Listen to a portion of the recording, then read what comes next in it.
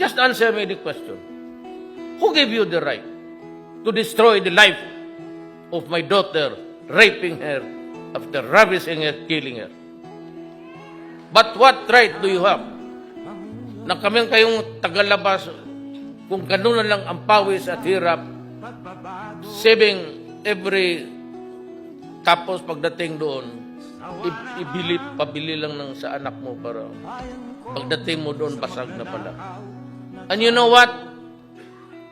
Dysfunctional na nga eh. Nandito kayo, may maiwan mga anak. Mabutit na lang kung dala mo. It is by itself a dysfunction already, to be frank with you. Wala na nga ang nanay, tatay, o yung mga sailors. Tapos, lagyan mo pa nando, it becomes really a total dysfunctional family. Magnakaw ito, hindi na mag-aral.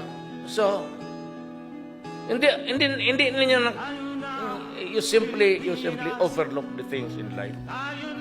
My American friends, we stick to the fundamental issues about human life.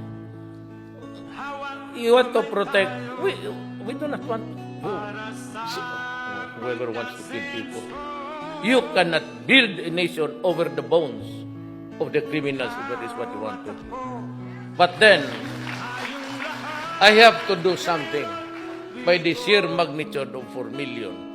Instead of helping me, you are criticized, you chastise me publicly, insulting, because as a matter of fact, every time you mention about human rights violation, there's always a few words added, and that is the assistance.